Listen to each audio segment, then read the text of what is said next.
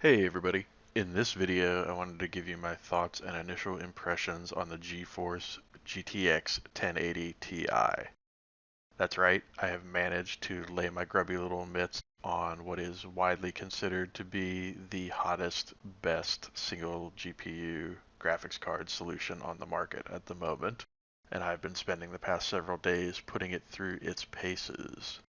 Now, given the sheer number of hardcore technical articles and benchmarks and deep dive analyses that have been done on this card over the past several weeks since its release, I don't really feel there's a lot to be gained from duplicating that effort that's been put in by people who are way better at that sort of thing than I'll ever be.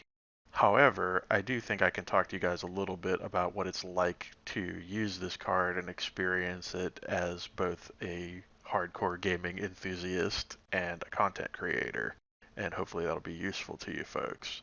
So I wanted to focus primarily on Tom Clancy's Ghost Recon Wildlands as the game to kind of show off what this card is capable of for a couple of different reasons.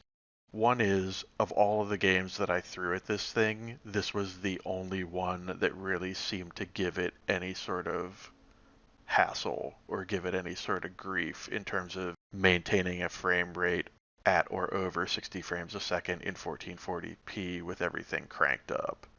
I will say, with the settings recommended by GeForce Experience at 1440p, this game tends to average in the high 50s, so somewhere around 56, 58, depending on the circumstances.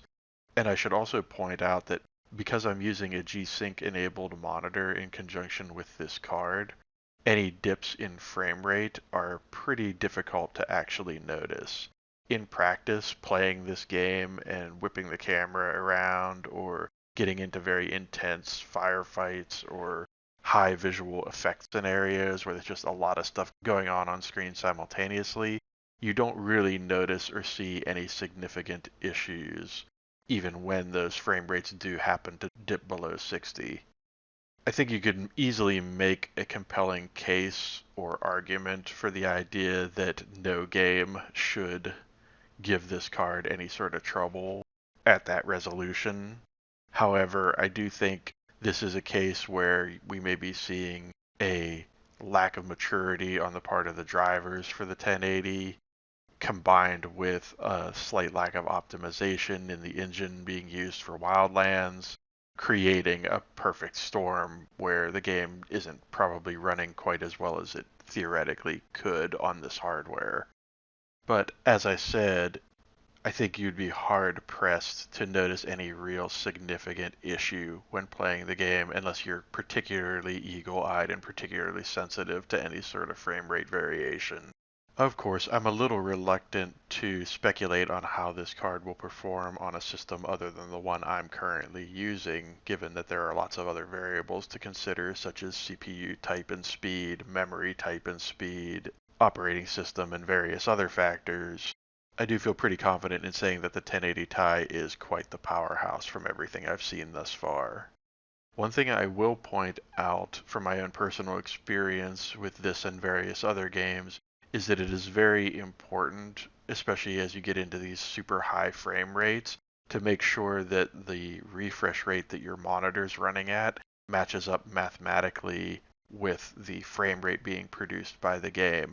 For example, if you're locking a game at 60 frames a second, you want to make sure that your monitor refresh rate is at 60 or 120 or some even multiple of 60.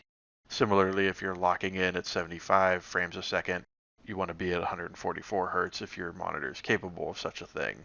This basically will eliminate any sort of micro stutter or glitchiness that you might otherwise experience if the frame rate and refresh rates aren't lined up properly.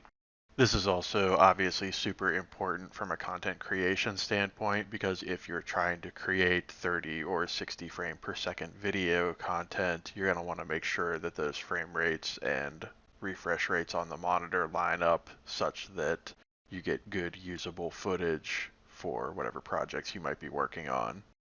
Having said all of that, I would have to say that I've been extremely pleased with the 1080 Ti based on what I've experienced of it so far.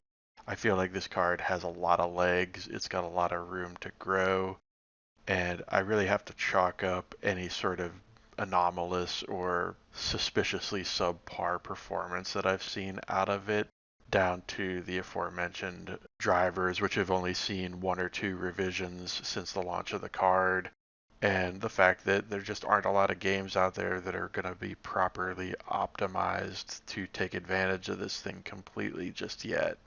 But I feel like the sheer horsepower that the card brings to the table can more than compensate in the vast majority of circumstances for any deficiency on the driver or game engine front.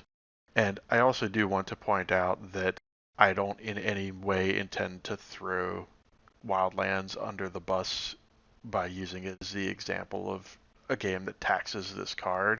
I think Wildlands is an absolutely fantastic game, and especially if you have friends to play it with cooperatively, I think it's an absolute must play and a strong candidate for me personally for Game of the Year material. I also do think this game will see some additional updates, especially as the planned DLCs get closer to being released. I would expect to see this game continue to pick up frames and otherwise make better use of high-end cards like the 1080 Ti. Having said all of that, I hope you folks have enjoyed this video. If you did, be sure to hit that like button. If you'd like to see more videos from me in the future, be sure to hit subscribe, and I will see you next time. I'm looking at 2 Unidad riflemen near the prison building.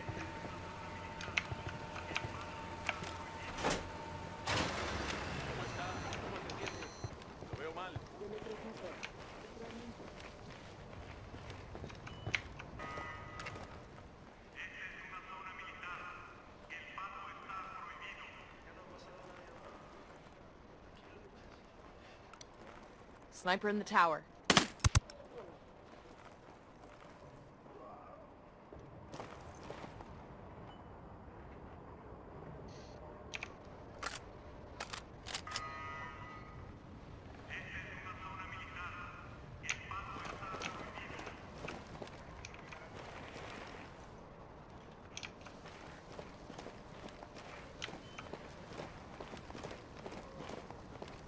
Hey, an Unidad soldier.